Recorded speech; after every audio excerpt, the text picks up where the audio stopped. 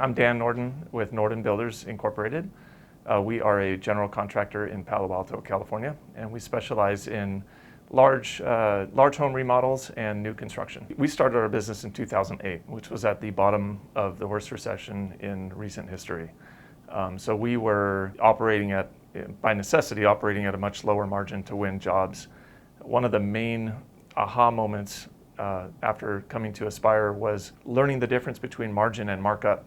That was huge for me and transformational. When implemented overnight, I was able to realize 5% bump in margin just based on knowing that difference and communicating that with potential clients. That paid for all of the Aspire training within a contractor too. Since first starting with Aspires, now as our business has grown, we've been able to hire a full-time dedicated pre-construction manager who handles sales and estimating, with a person working under him to support the estimating tasks. That's been huge. As a person who was kind of wearing all the hats when we first started our business, to have somebody really focused on that has been great. And then the processes that we've been able to fully implement, whether it's the KSP or the onboarding questionnaire, those types of things have really positioned us better in our market. The old way of doing things, by just everything coming into the funnel and you catch what you can, and a lot of it slips through your fingers and you're not really sure what came from where and where it went. We've learned how to track things in great detail, whether it's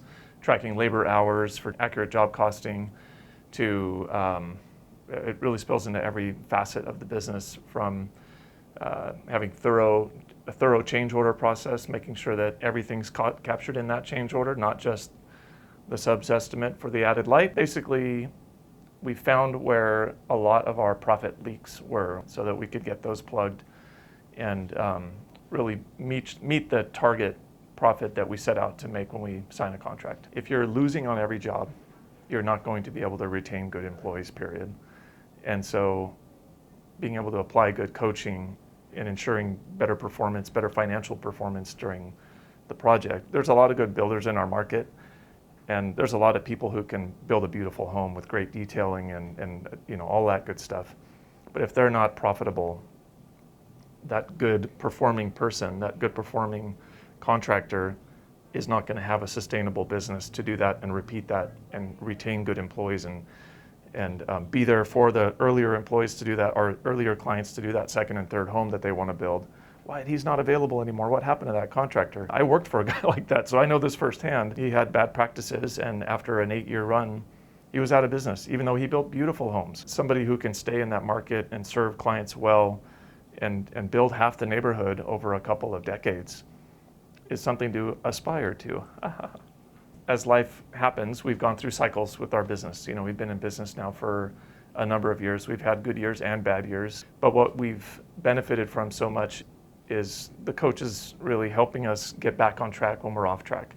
And so if we've had a couple of bad hires maybe, or an unusually difficult client, it's that coaching that gets us back onto the basics where we need to be. We forget and we get lazy. So that the human element of being a business owner, I can write down all my best practices and whiteboard it and train my employees on it.